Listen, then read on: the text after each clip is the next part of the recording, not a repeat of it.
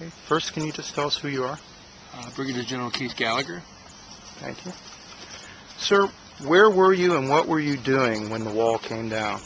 I was living in family housing at Ramstein Air Base. I worked at Landstuhl. And on November the 9th, 1989, I was watching AFN TV and also German television because I had one of the multi-system televisions and trying to get as much information about what was going on in Eastern Europe and in Berlin. And so we watched it, my wife and my 3 kids, as the wall came down that day on TV. What did you think when you heard the news?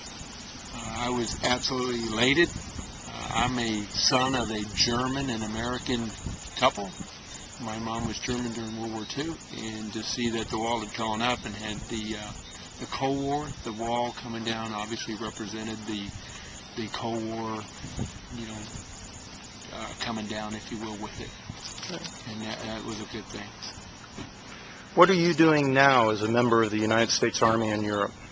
I am the commander of Europe Regional Medical Command, and we provide medical care and services to all of the soldiers and their families who belong to the United States Army in Europe. When the wall did come down, you could drive on the Autobahn, and all of a sudden you see this Trabi.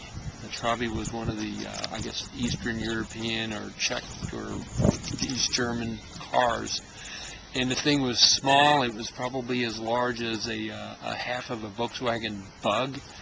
And it would drive about 75 kilometers an hour. That was kind of the max speed. So you knew when there was a Trabi on the Autobahn because everyone was trying to get around them. And then for my family, when the wall came down, we had actually put in a bid to go on the duty train to Berlin that same week that the Berlin Wall was coming down. But because of all the activities that was going on there, and I had 3 young kids, my wife and I decided, well, we're just not going to go there. And if you recall watching some of the video, there were hundreds of thousands of people in Berlin, and that probably was not a good place to have your young family with you. But now in retrospect, I wish we would have gone anyway. But freedom was just everywhere, is pervasive.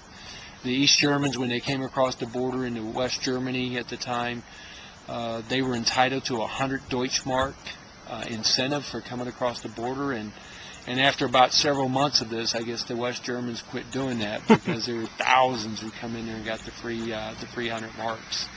So it was just a great experience to be here over here during that time period, and it was just wonderful to meet Eastern Europeans. We did have one opportunity about 9 or 10 months later. We had a family came from the Czech Republic into our home in Ramstein, and we kind of put them up for a week church thing that they were doing there in Ramstein. So it was absolutely wonderful. I believe the relationship and partnership we have with our European allies way back in the 40s, 50s, 60s, and even today are so critical to the peace that we have here in Europe. I think the fact that we can bond with another military, the fact that we can talk, military structure, military operations, military tactics, and in my field, military medicine, becomes so profound because it's a common bond, a common relationship. And then a lot of the European allies look to us for leadership, look to us as a standard bearer, if you will, for military professionalism, because we are in fact a professional army. And we are certainly more than happy to discuss that with them, to teach and coach and have them as part of our team.